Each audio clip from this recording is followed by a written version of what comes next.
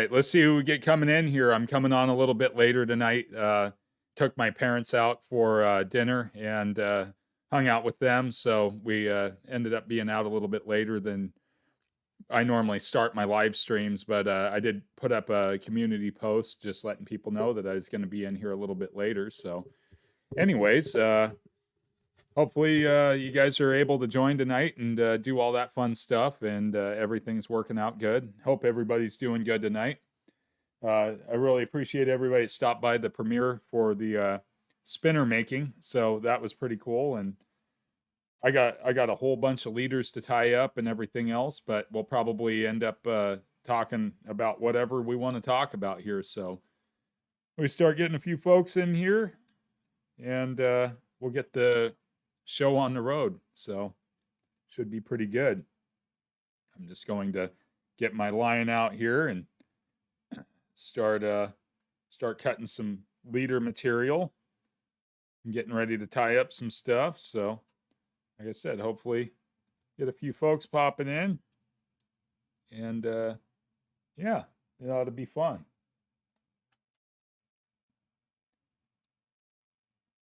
I got to tie up a whole bunch of bead leaders here, so I'm getting out the line and the hooks and all that good stuff. And I'm going to tie up some egg loops. Hey, Terry, how you doing? Awesome. Got Terry on here, so welcome in. Hope you're doing good. Hope I'll see you out on the river. I'm running some 12-pound right now. So I got some 12-pound Alter Green. And I'm actually, hey, how's it going? I got some of these addicted Mustad. They're the Advantage bead hook. Now, I don't typically market for these guys because they got their big marketing team all over YouTube and everything else. However, Mustad has been kind of a fail-safe on a lot of hooks for a lot of years. So the first time I used these, I was with Chicken Little, and so he was running these, and I was pretty impressed. You know, we went 4 for 4 that day, and it was later in the season, of course, but I was really impressed with how they locked up. Matt, all right. Well, Matt, thanks for stopping in here. For some reason, I thought your name was Scott. I don't know where I got that from.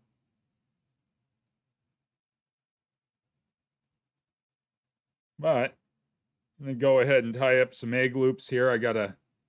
Yeah, it was a good day. That was last year. I've been getting reports from our favorite river, Terry, and there's been double-digit days for my good friend Logan. So, and good quality fish too. You lost 2 last weekend. Yeah, they're in. So Mike and we're going to be down there Sunday.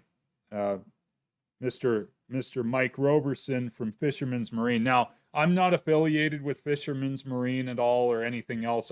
That's where I go shop. But Mike's a great friend, and he's never been down on that river before. And so I said, well, I think the time's right for us, and it's time for us to get down there and get on it. So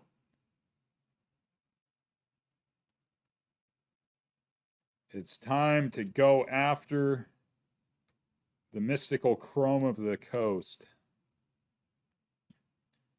Oh, you guys are going to hit the river tomorrow? Nice. You guys taking the pontoon? That should be fun. You'll have to let me know how you guys do. Because I'm definitely looking forward to Sunday. Sunday, Sunday, Sunday.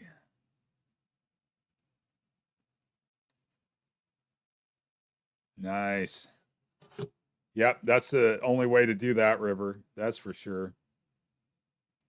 I'm gonna have the motor on, so we'll be doing some nice long side drifts. You know, Matt, that podcast is long gone and dead. It's you know, here's the thing.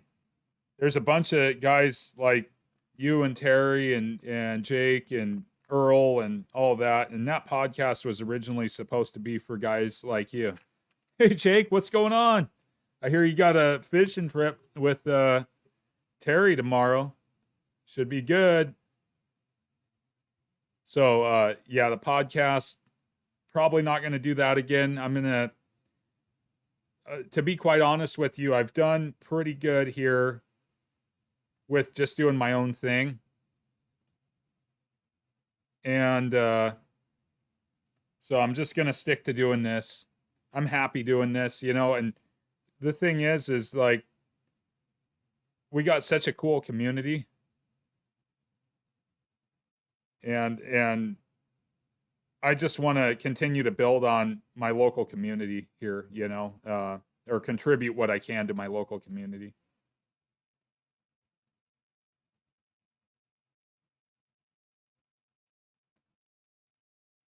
There we go. See, that's the cool part. It's like, you know, you guys are out there and you're fishing in the same hood, everything else we all do.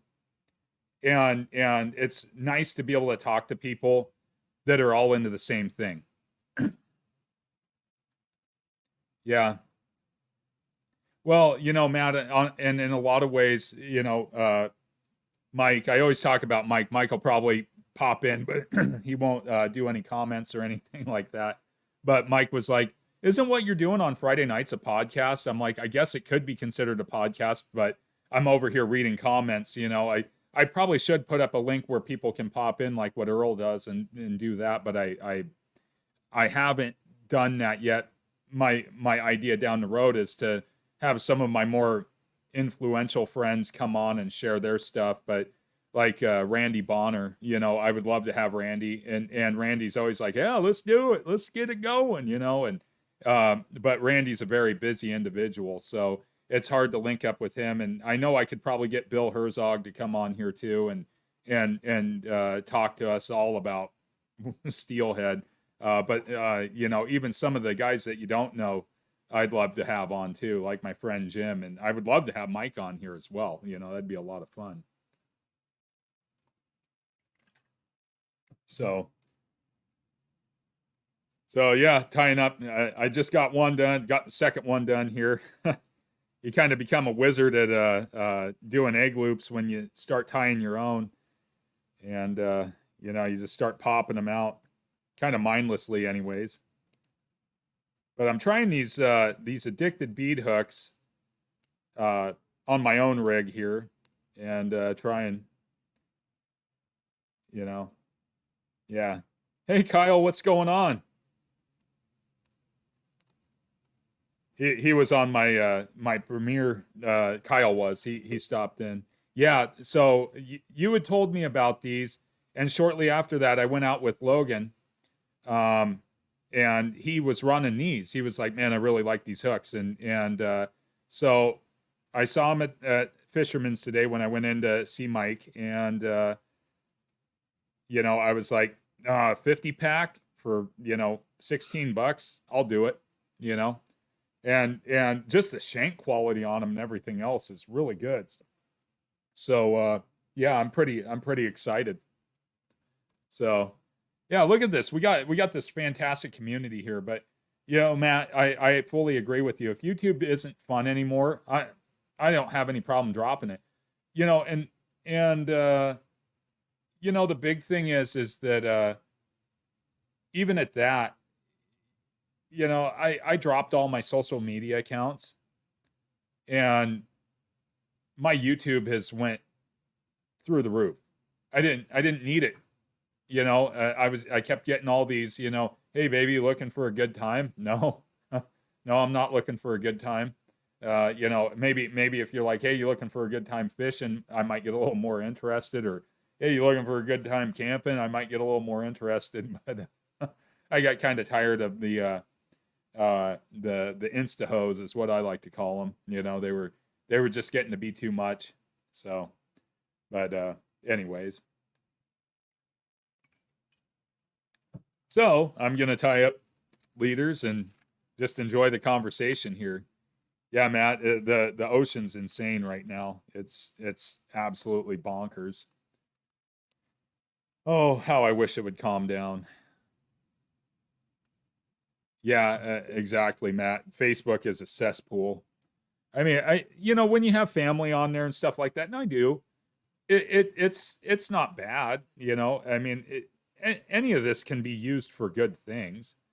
But as far as everything else between the politics and the button pushing and all that, it's just no fun. And I just I'm not into it. I'm not into the drama. I'm not into the arguing and the fighting. And even with some of the fishing stuff, I mean, for those of you that are on iFish, you can go on there and get your daily dose of negativity out of the response of the comments from some of the people on there. It's like the angry old man club. I'm not saying I'm any spring chicken, but it's just like, guy had his. So if you go on there, there was a guy. He had a upright, where your winch goes on your boat trailer. It's a bolt on it, and this was a easy loader, and the front post, the steel of the post failed, and he says, "I'm going to check all the welds." Well, it wasn't a weld issue. Um, yeah, it is, Jake. I just like talking to everybody. It's a lot of fun. But this guy claimed it had a weld issue, and I gently responded. I said, the welds look okay. It looks like it was inferior material, and I posted that, and a bunch of other guys, they just can't help themselves. It's like this whole pipe in thing of like, well, you need to do this and you need to do that and all that. And it's like the guy's just making kind of a PSA, like, check your trailer before you go out and, you know, start loading a boat on it or towing it or something like that. I know Earl's going to have a video about his follies of trailer issues. I think he had a bearing go out or something like that.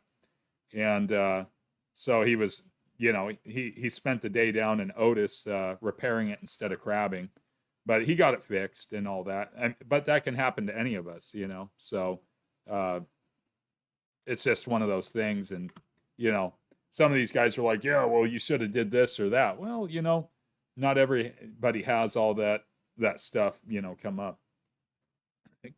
Kyle, what do you do for work? I'm just curious. I didn't know what you were doing because be cool to know.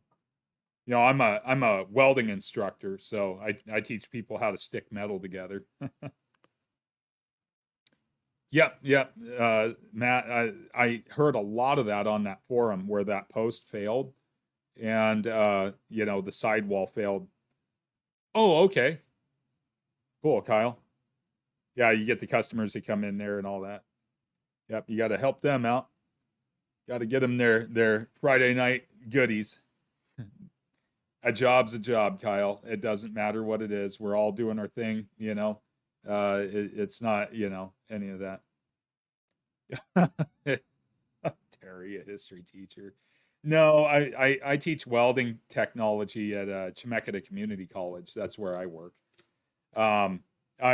So I was a welder in industry for 15 years, and I went back to school later on because I didn't want to have, because I was a shop supervisor. I didn't want to have my employees all getting hired and them having a degree and I didn't. Not that a degree really means anything, but because some of the smartest people I know didn't even graduate high school. They just, standard academics just didn't fit their role. So I went back to college for welding after doing it for 10 years. Um, and I ended up knowing more than my instructors. They were like, "Hey, you should really be a teacher," and that's how. Anyways, the rest is history. So Terry, welding is a great career field, and I always say to look at the for somebody that's looking into getting into welding, you always start at the bottom rung, any trade. Oh, that's cool, Kyle. Yeah, that it's still not a bad option. You got LVCC down there, and they got a good program too. They're a good outfit. Um, but welding's not a bad career field. Yeah, definitely, Matt. Union's a good way to go. The steam fitter union, iron worker union, any of those outfits, they pay you and you get trained at the same time, so you don't have a tuition and all that. But as far as the career field goes, and I know Jake, you work up in Prudhoe Bay, so you get to see a lot of that welding action, or where welding probably came into its foreright of being like a pretty hardcore job with the Alaskan pipeline and all that.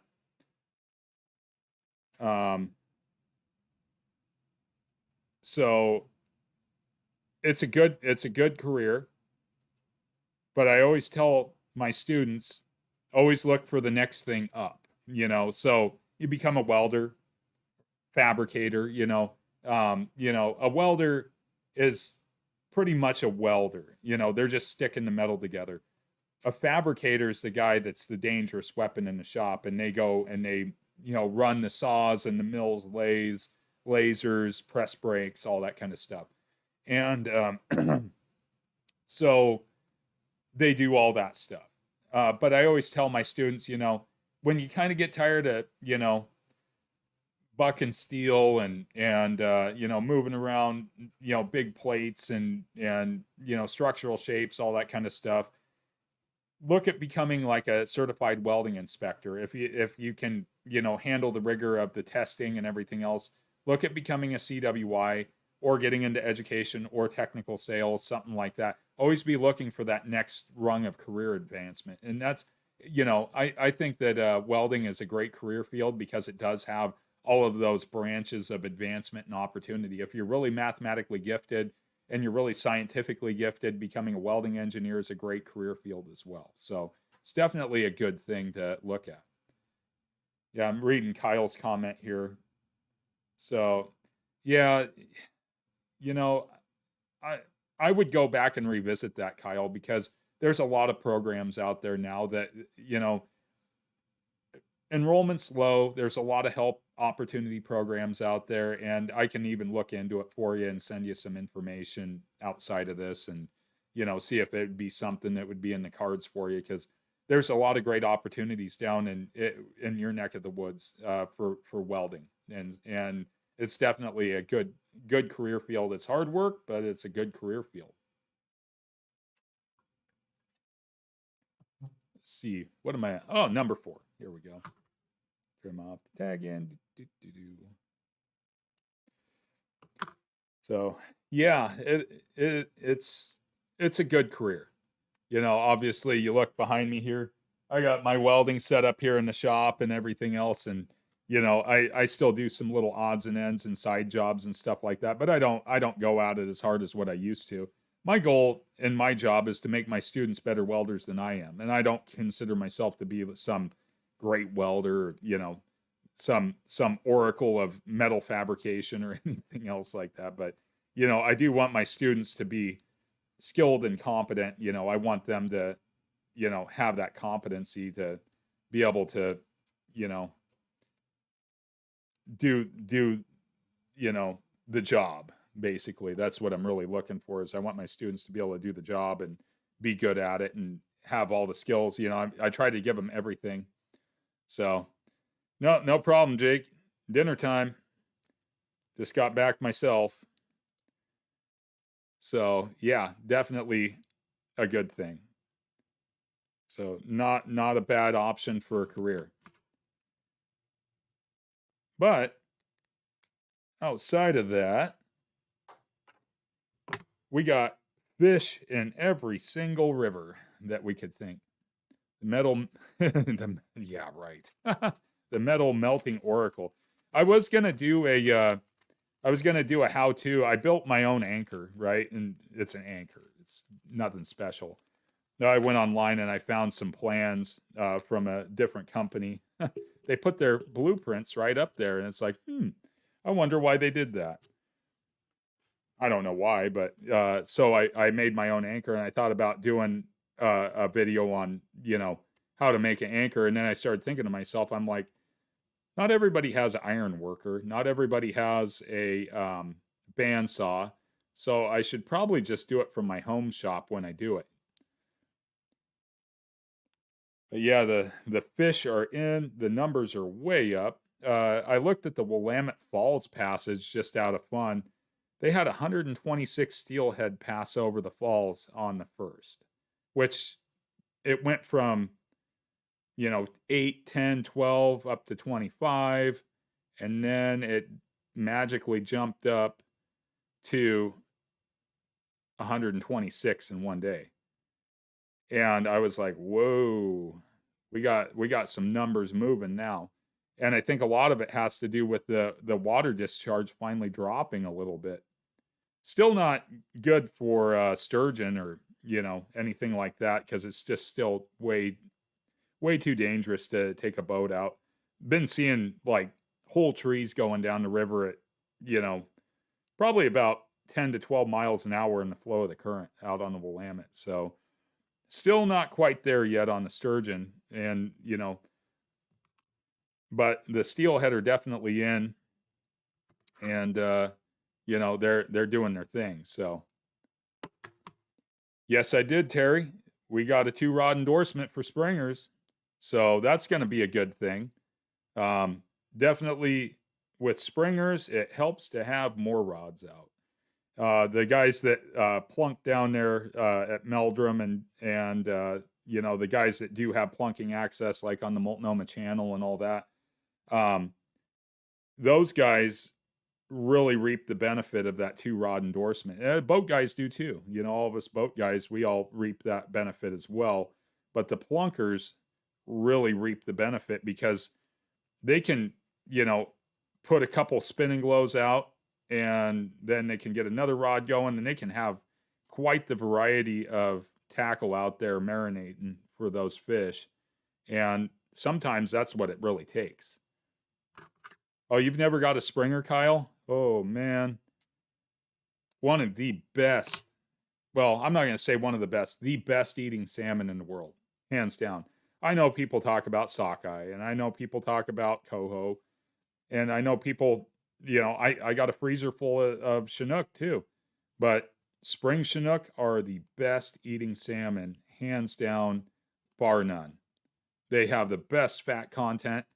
They have a long, protracted run, but man, they are tricky to catch. They are very, very sensitive fish. And sometimes that makes it, frustrating to the point to where you don't even want to, you'll go out there and you'll grind and grind and grind, just like you do for steelhead, but you're doing it for salmon. So you're grinding with all your big trolling gear. You got flashers out, you got cut plug herring early in the season, later in the season, you're on 360s and spinners, or you're running, spin fish, or what, name whatever bait you want to throw at them. And it's like, man, they're just not biting. You see them on your fish finder, and you're like, they're there, and you're beating on them, and you'll start pushing, like, man, I don't know if they're gonna bite, and all of a sudden, boom, your rod just goes down, and or you just change one little thing in your rig, and boom, you're just blowing them up.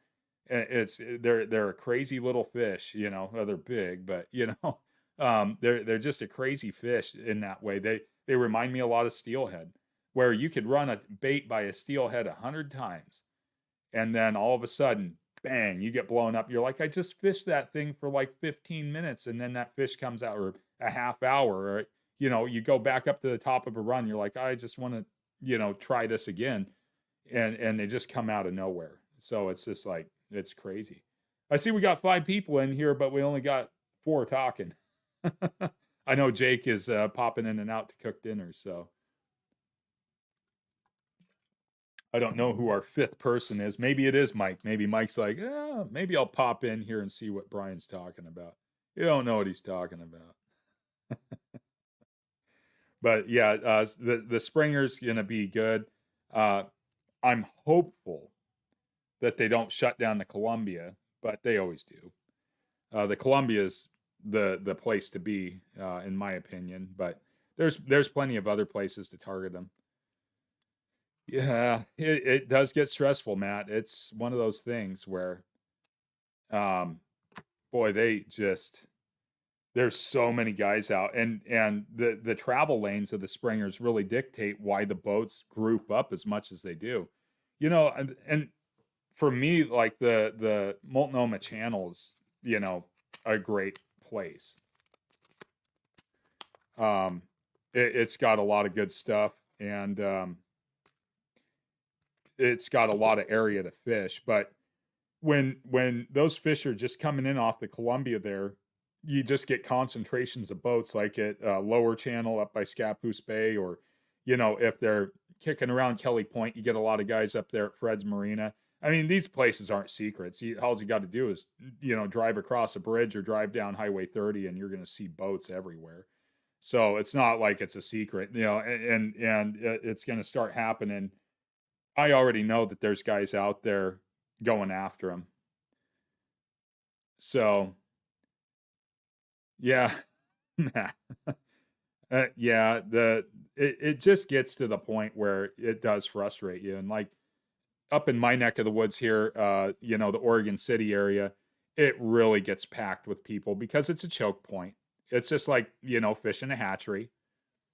Um, everybody piles up in Oregon City, and they either go to the garden or they go over to the sandbox or they go to the lake line or they're in the garbage hole, or it's just that's what it is. It's just nonstop.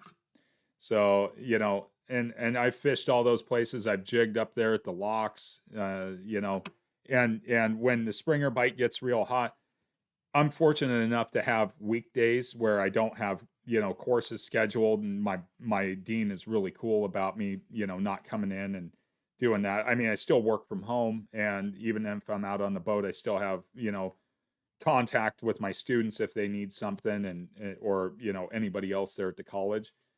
So I'm able to go out and fish in the middle of the week, and that does make a huge difference on the volume of boats that are out there. You're going to have the guides out there 7 days a week when the bite's red hot.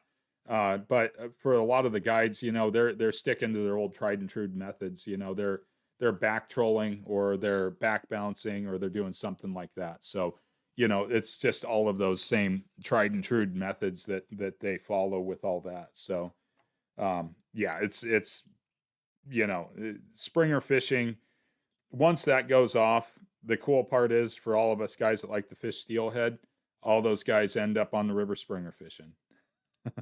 So it's actually pretty cool. So kind of surprised Earl's not in tonight. He must be busy or on a different live or something like that. So we'll see who else pops in here. But anyways. So yeah, the steelhead are in. They're in force. The rivers are going to be busy. They're going to be jam packed. So it's going to be a pretty interesting weekend, and the rivers are on a rapid drop too. So should be pretty interesting to see, how that's all going to materialize over the weekend. I think a lot of people are going to get out tomorrow, and I'm guessing that there's still going to be a fair amount of people out Sunday. The weather's going to be incredible, so that's going to be a good thing. It's going to be a nice trade off from what we've had, the dumping rain and all that. So, yeah. Oh, is he doing a pig slaughter? I didn't know where he was at, but that's okay. He's a busy man. He's got a lot of stuff going on. He'll even tell you that. It was fun getting out with him last weekend. Man, blowing hard, rain, everything, and we went out there and we ground it out. Okay. He's filling up the freezer with pork chops and bacon. The annual bacon harvest, yeah. Getting those hams, all that stuff. Yeah, it was a lot of fun to go out with him. My daughter, Kayla and I, we went out with him, and, Kayla hadn't been able to get out for quite a while because of, working and everything else, and so we had a lot of fun out there, and so it was nice to get out there with him and do all that stuff, so we were pretty happy to be on his boat and get all those crab and everything else, and we set up a lot of people with a lot of good crab and all that, and we ate a lot of crab too. So I think I'm crabbed out for a little bit, so I need to balance the diet out with a little bit of chrome. So that's that's that's what's on the menu right now. So I'm just you know I'm ready for steelhead. So yeah, the I was looking at the hydrographs for quite a few of the different rivers, and maybe I'll pull up a share screen here. But some of these coast rivers are just on a super rapid drop. They're just dropping like crazy and going insane. And so it's pretty interesting to see how that's all materializing. So it's gonna be a good one. Should be pretty good. All right. So the guy from Robolize, I don't have a big boat, Matt. I have a 16-foot Clackacraft. I have a drift boat, and so I'm restricted to small rivers and steelhead drift fishing, doing all that kind of stuff. So that's what all that is. So yeah, it's one of those things where I can't go out in the ocean with my boat. My friend Jim, he's the one I go out with the most. Him and Logan, my guide friend. Those are the two guys that I go out with the most on a bigger boat. And Jim's got it's a let's see, it's a Sportsman 180 ET. So it's got the offshore bracket. It's a Hughes Craft. And so we take that out and go cruise around. Normally launch out of Newport, but we've launched out of Depot Bay and we've went out of Garibaldi too. Jim grew up on the coast, so he grew up in Netarts, and some of the stories he's got about that, and obviously Jake, you went out to Netarts and you know all about that bay. Um, they used to actually cross that sand spit out into the ocean, out of there, and they had a lady that was up in a house with a VHF, and she would watch the waves, and she would say, "Okay, go ahead and go on the VHF," and they would pass out through the bar there. um, it yeah, it it is a different time, that's for sure. Um, yeah, yeah, I got outside here. Outside my garage. Yeah, I got so my Clackacraft, it's a what they call a WF-16, so it's a weight forward model. It's built kind of on the Eddy, but it was actually originally designed for fly fishing, so it's got more weight shifted forward. And I bought it from Clackacraft. It was used, and it was a trade-in from a guy that was a guide up in the Olympic Peninsula, and he guided um, he guided like the Ho River and everything else. So he traded it in. I think he went up to the big one. I'm trying to remember what that one, the Clackamas, because he wanted to take more clients out. And so I got this boat, and they buffed out the gel coat on it, and I got a new trailer and everything else. Um, and it works out pretty good. It gets the job done, but I put the motor mount bracket on it so I could motor around and do all that kind of stuff. And I use it out there. All that stuff. Lucas, welcome in. I don't think you've been on here before, but thanks for stopping in. Um, yeah, so it's a good boat. Um, Kind of going to Lucas's question. Oh, I see, Kyle, you got a float tube and pontoon. Hey, float tubes are awesome, especially in the high lakes. That's the only way to get around. It's pretty cool. Um, Lucas, to answer your question, yes, I've been catching sturgeon off the shore when the water level drops enough. And the big thing with that is that um, the sturgeon, well, the water is pumping so hard that you can't get your gear to lay down on the bottom. And when you're running heavy line like braid or even heavy mono, it just really rips across that line real heavy. And so that has a lot of impact on getting your bait to stay stationary. Even if you're using a pyramid sinker, it still makes it really difficult. I do better with sturgeon fishing out of my boat, but that's also because I have electronics. I can go find where the fish are at and basically drop bait right on top of their head. But um, a couple of the principles I follow just with sturgeon bank fishing is I always fish the outgoing tide because sturgeon are scent driven, and that basically takes your bait and it multiplies the amount of distance that that bait covers. So when you have a river with a current that's tidal, when the tide starts to back it up during high tide, it's going to restrict the amount um, that bait scent can actually cast through. And so you go on the low tide. Well, you combine low tide with a high CFS, and that's going to not be very permissible to getting your gear to hold down, especially let's say you're fishing Willamette Falls.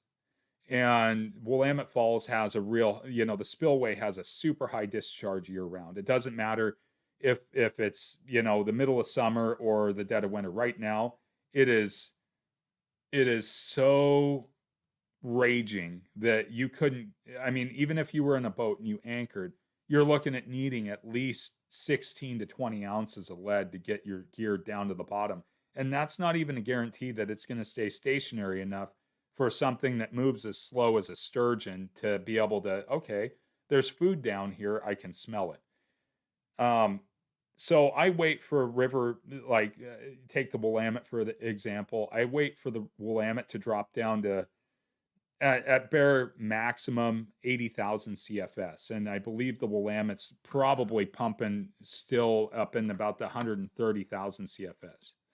Um, it's really high right now, so it's going to take not getting big dumping rains, not getting massive snow melt, because the Willamette's a huge drainage. It's going to take probably till about next week for it to actually drop into shape to where it'd be conducive to sturgeon fish off the bank. But yes, you can get sturgeon off the bank in the winter. I've done it all winter this winter when I didn't want to take my boat out, and I've had to really pick my spots where I go try to target those fish, and usually it's in slower eddy water where it's not going to have too much of an effect.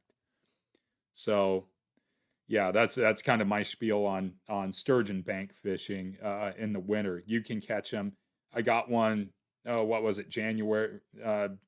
It was in January, but I went down. It was right before the big freeze, and I threw out a whole herring, and I got a 4.5 footer off the bank in 18 feet of water. So they go everywhere. They're looking for food. They're probably out there right now, and they're probably saying, "Brian, come catch me." And I'm not really in sturgeon mode at this moment right now. I'm in steelhead mode. Um, so yeah, Matt, the going back to what you were saying about the wood boat. So that's my friend Steve's. He got it from his dad, and it had basically sat outside. His dad lives down in Springfield. His dad got that entire boat from Don Hill himself, the kit and everything, and he basically put that boat together himself. He did all the uh, fasteners and everything else, and he built that boat, and he used it for a lot of years fishing the Mackenzie. I mean, he ran the Mackenzie, and that's what that boat was designed on the Mackenzie, literally. I mean, the guys like Prince Helfrich and Velty Pruitt and those guys that they were running these old Rogue River dories back in those days, and they started working with Tom Karaus, who he was a Norwegian woodworker, and they started working with him, and he started coming up with more of a double ender design, which is what you see in the Mackenzie style drifter, which is what my boat is. A lot of people, I've had people come up to me like, that's not a Mackenzie style drifter. I'm like, yeah, it is. It's a double-ended, drift boat. It's just a fiberglass Mackenzie style drifter. Clackercraft still makes another design for that Don Hill designed, and it's called the Don Hill Pram, which is it's a pretty cool little boat. It'd be a fun little trout boat on skinny water. You just have to have a way to get it into the water and get it out of the water. That's the big thing. But it's light enough that you could probably do a cliff launch on it and pull it out, on a gravel bar or something like that. As long as you could get your trailering vehicle to where it was at, it would be, one of those things. The ump, man, what a hot Smalley River. I've caught steelhead there. I haven't made my way down south yet to go fish it for smallies out of my drift boat, but it's definitely something on my list of things to do. It's pretty cool. I really like, the drift boat fishing for smallmouth. I do it out on the Willamette with the motor on. I think Steve's pretty excited to get it out, but he also is cautious about his skills on the sticks, and so we're gonna run it up here and get him a little bit more comfortable. I mean, I could take him on any coast river and he would do just fine. But that boat is solid. I can tell you without a shadow of a doubt, that is a rock solid drift boat, and it is going to be a lot of fun to take out and fish out of. It's going to be quiet. It's warm. It doesn't draft a ton of water. It's a pretty solid setup as far as a good drift boat goes. We sanded it down. We got all that oxidation off of it and cleaned it out. And once we got that dialed in and everything going with that, it really just it really popped. So I'm trying to think. I need to go back and tell you about this thing. So the guy that makes Robalize tackle, hey, how's it going? Forgive me if I mispronounce enigmatic Gwitchin. I didn't use enough guttural with that Athabascan, but anyways, thanks for stopping in. I've been checking out your trapping videos. Those are awesome. I always give you a like. So I don't know enough about trapping to, really say much. I'm not, Earl the Reef Robber, but I don't have a good clue of trapping, but super cool to have you on. Thank you so much for stopping in. Really appreciate it. First try. Well, I guess understanding a little bit about the Athabascan language helped out a little bit. So, well, welcome in. Super happy to have you here on the live. So let me go back. Robalize.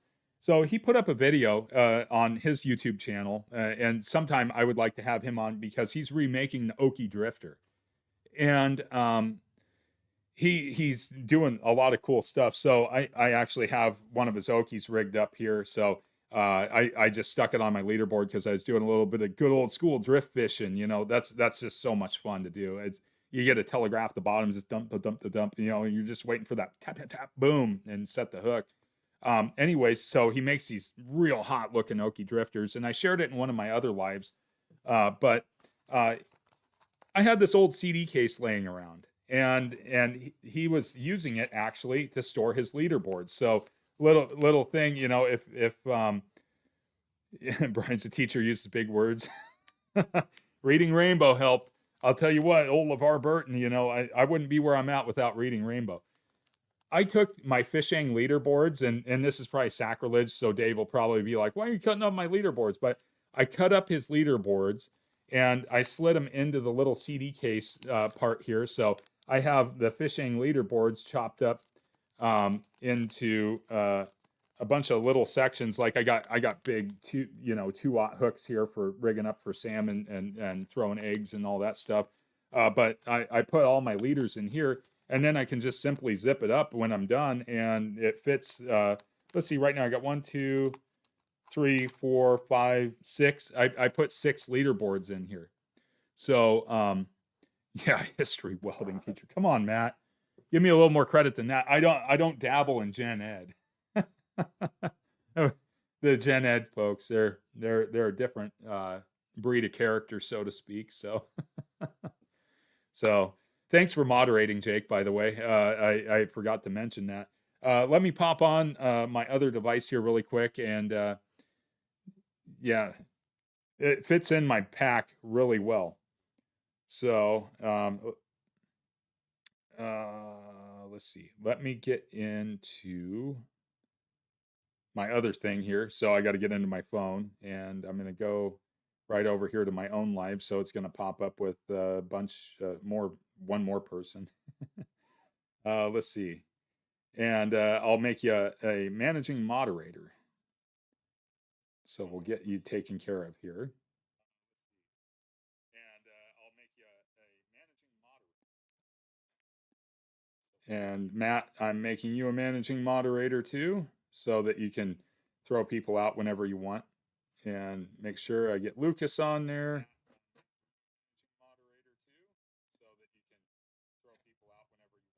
All right, there we go. So, well, thank you, Matt. So, at one point I was considering majoring in history. I really got into like military history and stuff like that. I think that's for most people that are into history. I think that that's where they start. Um, and so they get into like this whole military history type thing, and they want to explore deeper into history, and that's cool and everything, but there's a lot to history, as we know, and how history relates to us, as our current modern society. And I know in more popular circles and popular culture, there's a lot of effort to kind of silence that history, and it's not necessarily a good thing. It doesn't help us to understand our mistakes from the past. If we don't know about it, it will repeat itself, and so that's a big deal. So no, I just enjoy knowing more about the places I put my feet, and I'm still working on that little short documentary thing about Robert Gray and Tillamook Bay, and how it became known as Murderers Harbor and everything else. And so I'm still working on that. Like I said, those get a little bit more in depth, but just some of the rich history around us, and when I started the channel, I put up a couple history videos, and I should have probably continued doing that, but then it just, with the podcast, I was way too tied up with that to really be able to concentrate too much on my own channel at that point. However, now that I have, nothing but this to do, something I would like to do is to really share out more of our history and culture, and, just understanding the places, like I said, where we put our feet. There's a lot of stuff. Yeah. And hiding in the past doesn't fix anything, that's very true. So, we have to make sure that our kids are well educated, and ourselves are well educated and well rounded, and it shouldn't be in a restricted format either. I think all points considered, everything needs to be taken into account, when we get to that. So, Lucas, you popped in with another question here on the topic of steelhead. Never really tried fishing for them or salmon with eggs or plastic only flossing. It's frowned upon up in BC, and or well, okay. So this comes into a point of contention for a lot of anglers, and it really depends on the context in which you look at it. So here in Oregon, flossing is completely illegal. You can't do it. Um, there's people that do it, and they mask it as drift fishing. Oh, we're just drift fishing. Well, drift fishing in its simplest form has very specific principles applied to it. So, it, drift fishing, you're not using a long leader. With flossing, you do use a long leader. And what I mean by long leader is drift fishing, you're going to probably max your leader length out at 36 inches. That's the state limit here in Oregon. They actually have it in the regulation book, where you can't have a leader longer than 36, inches. But in Washington State, it's legal to floss. The fish must be hooked in the head area. In Alaska, where Gwich'in is located, flossing is a way that you take fish. It's a totally legal method, and there's nothing wrong with it. You can dip net in certain river systems just as easily as you know um, anything else. So flossing, snagging, netting, all that, it all flies. So that's fine. If it's legal to do, then do it. You know, do do what works. If it's not legal, then it's not legal. Now, there's a lot of people that argue once a coho salmon enters a river, they become lockjaw, and this is true. I've spent many days twitching, running eggs, spinners, spoons, you name it. Pick whatever tackle you want to throw at a coho salmon and thrown it, and I've thrown it and I've came up blank with fish just stacked like you wouldn't believe. Where it would have been real easy to floss those fish, but it's not legal to do. And in my own opinion, with the fish stacked as thick as what they were, yeah, a lot of people didn't grow up with that knowledge, which is definitely something that you learn later on. Especially if the people around you that are teaching you don't really follow those principles. But kind of going back to the whole thing with the flossing for Lucas, if it's legal to do it. My experience with coho is that this last season I came up into I would say that the flat, it was a big gravel flat, and it's probably 300 yards wide, close to 900 yards. I don't know what the mileage conversion is, but it was pretty long flat, and you could see coho everywhere. It was mind-boggling at the volume of fish that was in this run, and this was here in Oregon. It was just absolutely insane. We said, okay, this is 2 feet of water. What do we do? We're kind of puzzled. So we start dropping plugs back, and we're working plugs through this run. Nothing. Okay, fish are flaring away from the plugs. Okay, it's good to have a visual to know what's scaring them. We start swinging spinners through the run, and that can be a contentious thing because you're basically you're swinging a weighted lure through the middle of the water column, and you get this. There is no leader, but you have all that line, and you have fish doing this. That's the same principle as floss and sockeye in Alaska. We could have very easily probably changed a few terminal tackle things and started flossing those fish, but that would have been illegal for us to do here. If we were in Washington, we could have set up a flossing rig. We could have put on, at the shortest 5 foot up to an 8 foot leader, put a corky on the end of it, and started swinging that through that run. But we didn't because it's illegal. We can't do that here. So, there's a lot of great ways to target salmon and steelhead if you're concerned with the morality of flossing. And I hear a lot of people in British Columbia talk about this. And, I noticed that the fishing culture in British Columbia, this goes for sturgeon too, so sturgeon on one hand, very protected, very managed, very regulated in British Columbia. Rightfully so. The Fraser River holds some massive sturgeon, and I'm sure that there's some other places that nobody knows about, but just like the Columbia holds massive sturgeon, the Fraser River holds massive sturgeon too. It's a very contentious point for a lot of anglers with should we even be doing catch and release with a species that takes 18 years to hit sexual maturity? is it really good to take something that lives all of its life in, that deep of water, hook it, fight it, just a absolutely obliterating fight that you get out of it, and then land it, take pictures with it, and re-release it. What's that doing for its mortality? There's those ethical questions.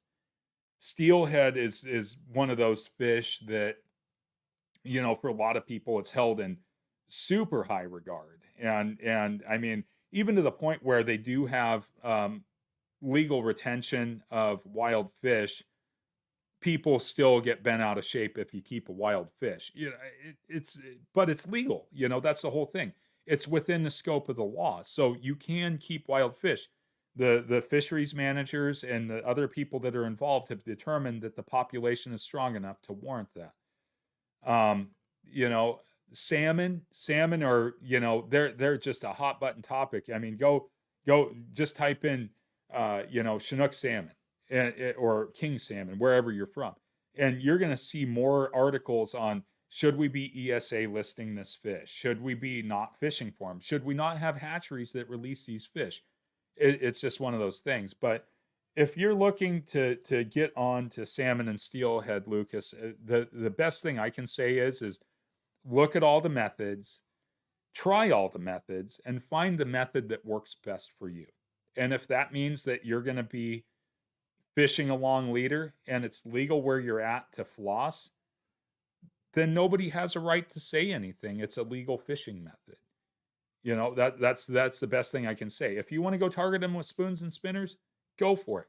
You want to target them by drift fishing corkies and egg patterns, go for it. You want to float fish them with eggs and sand shrimp or whatever their preferred bait is, go for it. That's one of those things, you know. And yeah, Kyle, fish as much as you can, and Matt, um, it just goes to say that it's just terrible at the way that each person views their ethics and things that are ethical in fishing. I mean, I've seen my fair share of poaching. Um, you know, that's the whole thing. No, Jake, Lucas is further up in the comments section. Um, he's from British Columbia. So, um, yeah, Gwitchin, there isn't a lot of places left like what we grew up in. I mean, I can reminisce back, and this is down in like Jake and Terry and Scott, your guys' areas. The Santiam River, we'll take that one for example. That was a shining star for hatchery summer steelhead. It was an absolutely fantastic little river for summer steelhead. The little North Fork, the North Fork, they all held fish. You had Marion Forks Hatchery up above Detroit Lake. It was just absolutely fantastic summer steelhead fishery, and that got axed. And that's because of that whole infighting that Matt's talking about. You have one interest group like the Native Fish Society saying that they've got research in their hand. They go to the Oregon State Supreme Court. We have research that says that hatchery fish are outcompeting the wild fish for food resource in the river while they're smolts. um, without any other basis, the judge just hits the gavel, bang, you can't put fish in this river anymore. Same thing happened to the Molalla River. They had this incredibly epic summer steelhead run for years and years and years. And you could almost guarantee to go out there and catch a summer steelhead if you were targeting them. And they had a limited bait use window and everything else, which is fine. Do whatever. But you knew that you could go out there and you could get yourself a hatchery summer steelhead out of that river.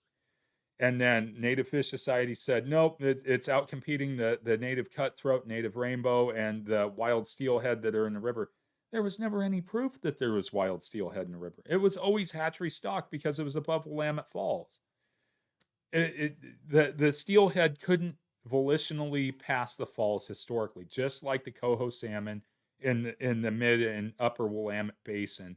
They came from hatchery stock in the 80s and they were just successful. And the only reason they made it over the falls is because there's a ladder there. They would have never historically existed above Willamette Falls. Now you have people call them wild, but we call them unclipped fish. So, yes, the Roaring River. I grew up fishing that river. Or you might be talking about the Roaring River down in your neck of the woods, potentially. I'm talking about the one that feeds into the Clackamas River, Upper Clackamas. Um, yeah, enlighten me on that one, Jake, because if I'm thinking of the one down by you, that one was another one that got whacked by the Native Fish Society and Trout Unlimited. Now, do I think the Native Fish Society is a bad thing? That's a hard thing for me. Scio, okay. It's in Scio. Yeah, okay. So yeah, that one, that was an epic steelhead river. It was really good. Also salmon as well.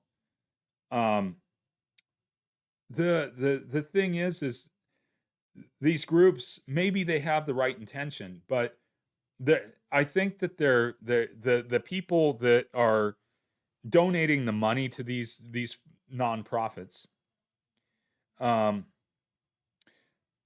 they're doctors and lawyers. They might go out and fly fish 2 or 3 times a year, but because when it comes down to itemized tax write-off, it's convenient to write a check to a charity. And they're really good at sending out mailers, and Trout Unlimited sends you all these little stickers that you can put on your mail and stationery and all this other stuff. It's all customized, and so it's a kind of this feel-good thing. And Trout Unlimited says that they do all this stuff for habitat restoration and all this other stuff, but in the end, I don't see their boots on the ground hardly at all. And maybe it's because I don't run with that group of people, but I haven't seen one case in all of my life of fishing where either one of those groups has really improved anything in the Pacific Northwest. Maybe they improved something somewhere else, but not here in the Pacific Northwest. And just to know that if you want to return wild fish to a river system, you have to take out all the roads, all the buildings, all the agriculture, all of the human incurrence, dams. They have to come out, hydroelectric, whatever, low head dams, all that stuff's got to come out. And you have to keep humans away from it completely. End of story. And then maybe plant a whole bunch of flora and return stuff, and drop a bunch of stuff in the river and do all this other. It's a lot more complex than just axing hatchery fish. It's a very complex problem, and nobody, even the hatchery folks and the fish biologists, nobody has a silver bullet to it. There's no silver bullet to bringing back wild fish. We do our best when we catch wild fish or unclipped fish, where it's not retainable, to make sure that they go back into the river unharmed, or the ocean unharmed, or whatever else. Yeah, Gwich'in, commercial fishing has really decimated a lot. And that's something that nobody talks about with the Native Fish Society, is that commercial fishing, trawlers, nets, all that stuff, they are indiscriminate. We're talking about, how we handle a wild fish, whether wild salmon, wild steelhead, wild trout, name whatever fish that was naturally propagated in a stream bed, and an anadromous fish. We're talking about that. All those nets that are out there are indiscriminate. And the Russians, the Chinese, the Japanese, the Koreans, the Mexicans, the everybody in South America, where you get this big loop of all the Pacific salmon moving around. Everywhere where there's commercial fishing for salmon, the commercial is a big problem. The bycatch is absolutely off the charts. It's absolutely insane. So, my whole thought process is I'm a member of the CCA. And a lot of people say, well, the CCA is pro hatchery. Yes, we are, because we actually put up smolting tanks on rivers and we release juvenile Chinook salmon, and we release juvenile steelhead, and we do a lot of work um, to provide sport angling opportunities for everybody. And we also work with the Native Fish Society directly too, and we evaluate stream conditions and wild versus hatchery and all this other stuff, and who's doing what and all that. But I can tell you, after spending summertime, after summertime fly fishing a lot of the Willamette Valley rivers, I can tell you unequivocally that there are so many coho smolt out there that it is absolutely unbelievable. I'm trying to fish for trout, and I'm hooking coho smolt like nobody's business. Like I got into one hole, and I lost count. I was like, well, there's another one. There's another one. There's another one. And they're just little dinky fish, like 4 to 6 inches, but you can tell that they're coho salmon, white jaw, nice little spots on them. They're coho. And so that hatchery program, those hatch boxes that were put in the mid Willamette Valley Basin, ended in the 80s. These fish have not been stocked at all. They're feral. They're as bad as if you go dump cats in the neighborhood. They're feral fish. So they're basically out of a farm stock, and they've went crazy. Gwich'in, I read an article on that bycatch, and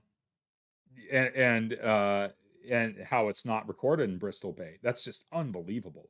I can't believe like the Pacific Marine Fisheries Council does not record that bycatch, but that bycatch is just absolutely off the charts. So I'm just slinking back up here to Lucas.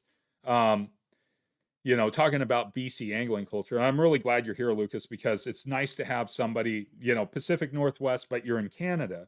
It's really cool to have your perspective and kind of talking about this. Don't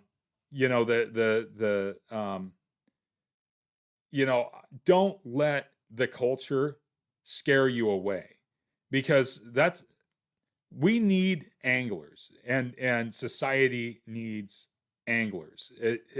There's a lot more to fishing and outdoor, I'll say fishing, hunting, camping, hiking, mountaineering, mountain biking, snow sports, all that stuff.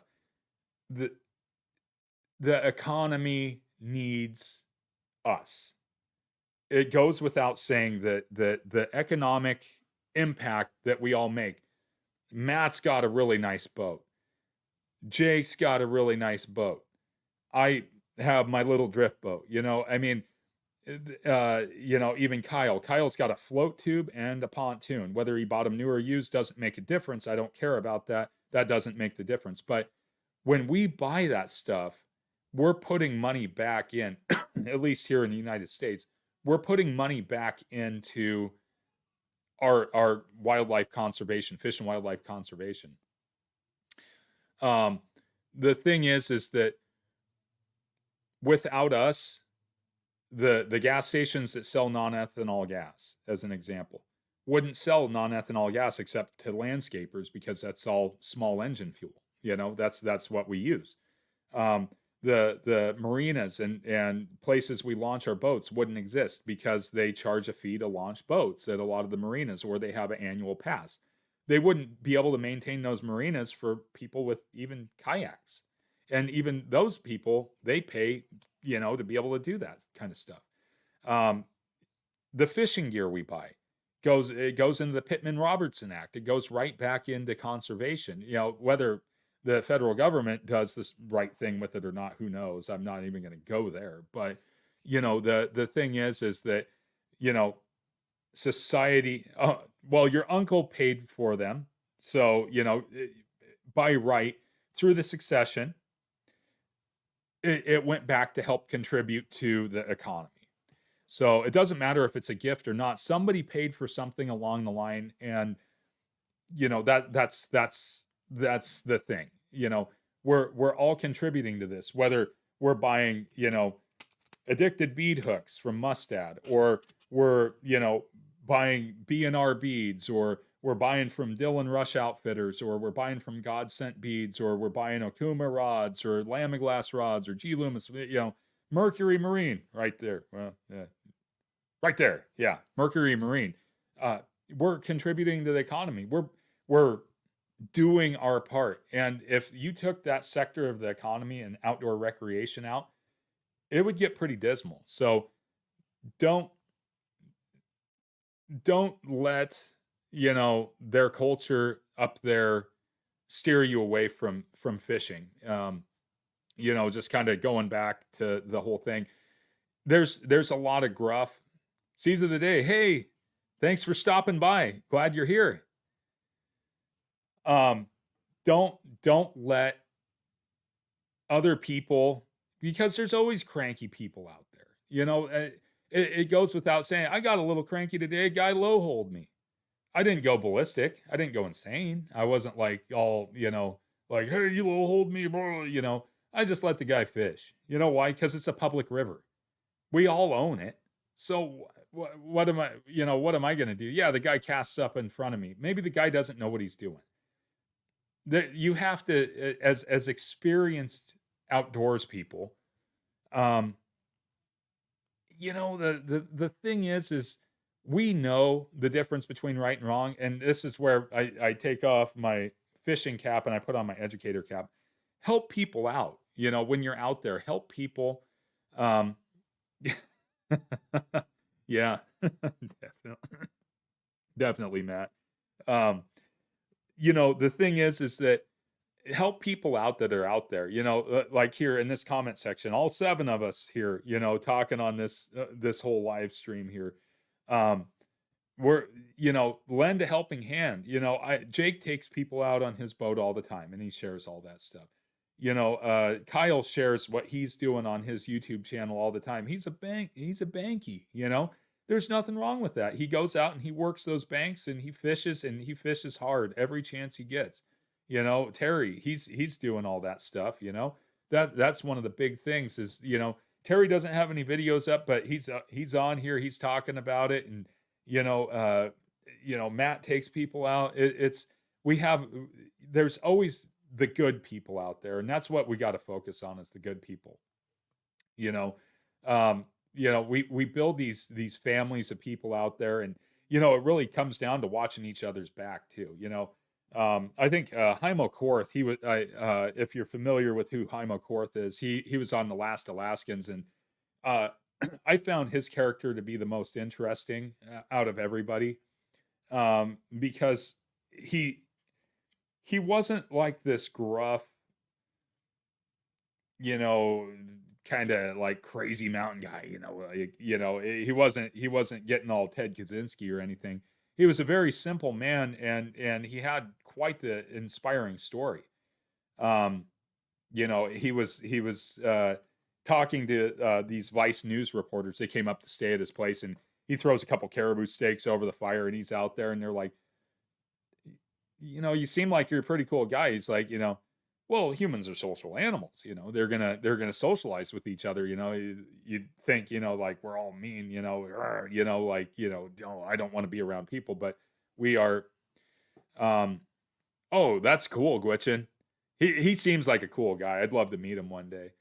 Um, the thing about him is he really expressed, like, even though he's living in a very remote area, much like Gwich'in, you live in a very remote area as well.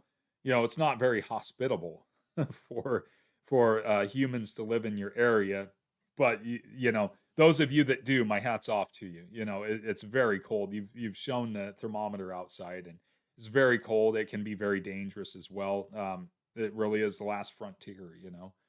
Um, but at the same right, you know, our community here is a lot more dense and there's a lot more people. So you add more people to the mix and you're going to get all that kind of fighting and stuff like that. It's just to be said, but don't let the folks that are, that like intensely involved with all that stuff, get to you. It's definitely not worth it. Minus 58. Sounds warm. Sounds very warm. I think I'm gonna go jump in the freezer here because that's just too hot for me. I'm kidding. Um, But I was reading Kyle's comment about having the land yacht. I was gonna say not your car. No, no. He's talking about the bank, of course. The bank is the ultimate fishing vessel, that's for sure, especially for the guys that are foot mobile. So you can actually do quite well from the bank. A lot of people say, "Oh, I'm just restricted this little thing." That's the whole thing. So, yeah, definitely, there's a lot to be said about fishing communities and everything else. And so, we have a great one here in Oregon. Obviously, by the people that are here, we have a great community here. And yeah, we still have the jerks that run around.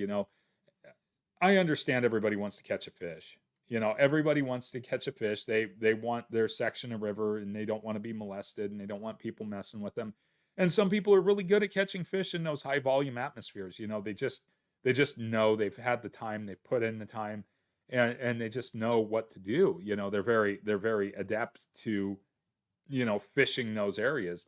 And then there's people that come along that are new, and for the people that are new, it can be very intimidating. And so it's been, you know, for me, my channel, I like educating people and sharing stuff. I don't, like I said, I don't usually talk about like where I'm going to be fishing. I don't feed the report chasers.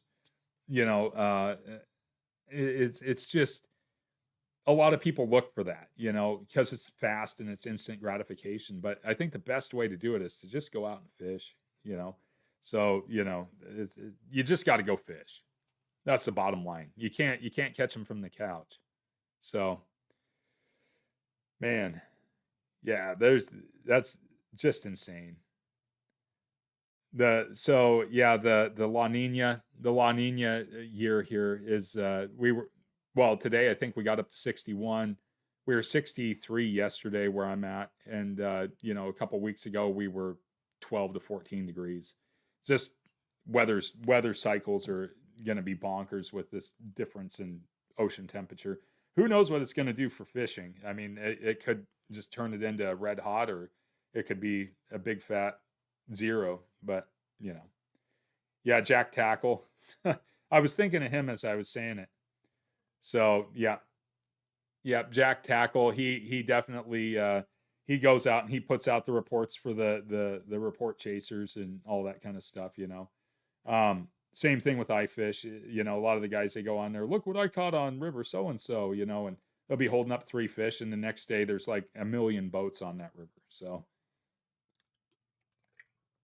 yeah, definitely not, not, not worth it there. So, yeah, -66. I think you posted that one, Gwitchin. That was definitely one of those things. But yeah, Terry, the rock hopping, that's what I've been doing, just because, I try to squeeze out a couple hours in the morning, and then come back home. So I've been doing a lot of bank fishing, and just fishing a couple of spots that I know that, there's a pretty good probability of a fish being there, if they're there, if they want to bite. And that's a lot of ifs. So there's definitely that element of that too. So it's kind of a mixed bag. But as far as the difference between boat and bank and all that stuff, and this does get contentious too, is especially on a small river system, you get the boat guys and everything else where they'll pull up and they'll start fishing right over a bank guy, and then a fight ensues or something like that. And I've seen fights ensue, chum salmon, for example. We can't keep them in Oregon. Washington, they have rivers, you can keep them. Back when I was a kid, you could keep them. They made excellent, if you got a hen, excellent eggs for bait out of them. And then the meat was on the smoker. That was about it. And you were catching them, maybe 2-3 miles out of the salt water, and they'd already changed color. I mean, they literally changed like on the drop of a hat. They can't climb rapids very well. They're kind of a low river spawning salmon, so they're a lot like what we call our Tule Chinook in the Columbia, where they're all low river spawners. As soon as they hit fresh water, they are just black as black can be and zombied out, and they just start falling apart real fast. So they make it up, they spawn. It's great orca food. It's great marine food. But same thing with that. So they banned chum salmon retention here in Oregon, you get people going out there to fish for them, and they literally fight with each other over a catch and release fish. It's like people fighting with each other over sturgeon here, where they're a catch and release fish. What's the point? It's a catch and release fish. Who cares? Even if it's a catch and keep fish, who cares? Is it really worth having a big fight and an argument? It's just, it's ridiculous. So, and I've watched the combat fishing.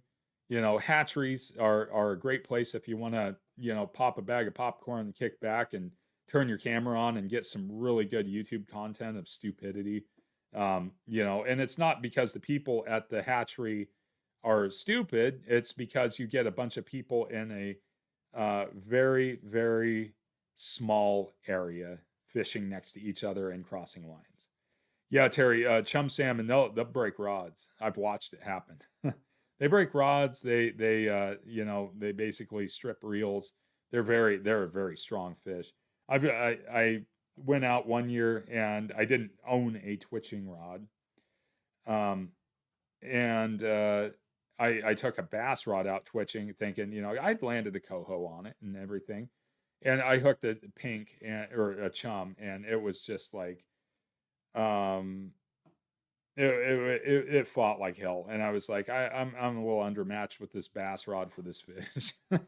So that's when I went over the big heavy actions and all that kind of stuff for those guys. I don't know if I recall seeing that in your video, Matt, where you were going after the pinkfin, which, by the way, looks like a fantastic and just an absolute fun fishery. I'd love to do that. But yeah, pinkfin, a perch, really, come on. I mean, there's millions of them.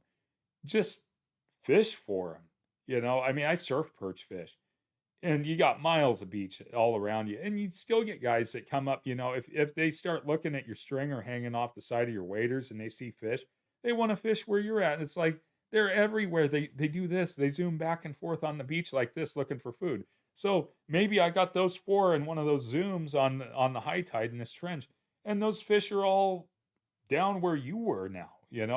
Just kind of wait. Or a lot of times cast out and just follow your stuff as it drifts along and you run into them. I mean, it's not worth it. I didn't hear about that fight, Kyle. I didn't know that there was one that was big enough to make any kind of waves, but I can only imagine. So, yeah, you guys, man, Gwitchin, you guys got some different fisheries up there.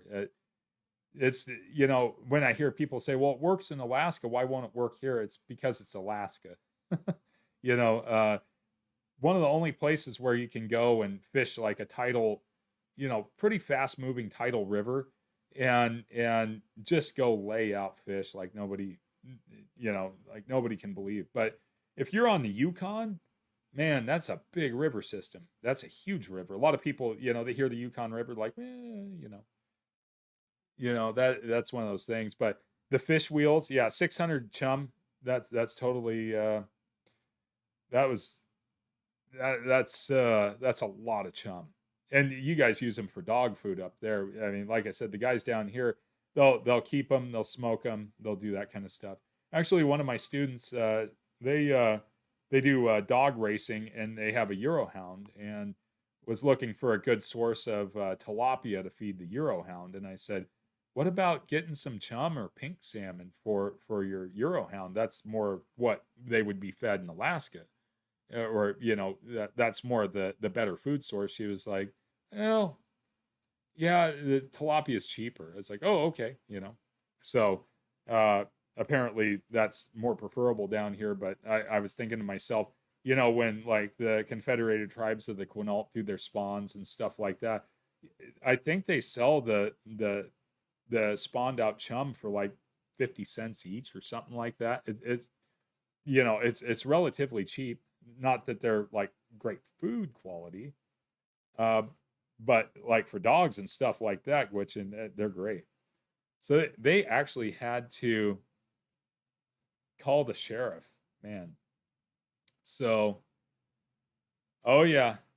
Well, Matt, thanks for stopping in. Glad you stopped in tonight, and go out there and get on them. You got some kokanee to go grab. So definitely got to put up some videos of that. Love to hear it. So yeah, yeah, yeah. So my friend Randy guides down on the how do you say it? The I call it the Situk. I think he calls it the like the Situk or something. Oh, trout and walleye. Nice. That's gonna be fun. Let me know if you get on some walleye, man. They're good eating. Um, he guides for steelhead down there, and there's a lot of steelhead down there in that area. And I can't remember exactly what part of Alaska that river is. I would have to look it up, but yeah, there's definitely quite a few steelhead in that river. But yeah, I don't know. You never hear about Alaskan steelhead talked about all that much, but they're there. They do exist. They live. So yeah. So yeah, there's walleye in Dexter. Love to get a walleye. That'd be fun.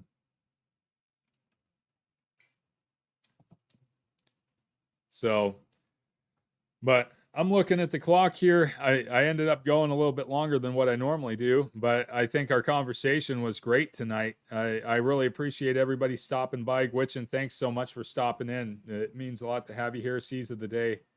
Thanks for stopping in. And Lucas, thanks for your questions and stopping in. Everybody else, Matt, you're already gone. Jake, all you guys, Kyle, thank you so much for stopping in tonight. We got some fish to chase all weekend long, so this ought to be pretty good. I'm hoping to see some good stuff happening, and got to go get that redemption, Terry. Let's see. Yes, I have caught surf perch that have had the live babies, and so real quick, what I do, because I guess that can count against your limit if you put them in a bucket. So what I do is all the surf perch I catch, I actually put them in a clam bag, like a big mesh, bag that you wear on your hip, and that way they can birth out right there in the surf. So that way they don't count. But anyways, everybody, thanks for stopping in tonight. I really appreciate everybody coming in and doing their thing and talking. And until next Friday, I hope everybody has a good weekend. Go out there and get on the fish. Thanks for stopping in.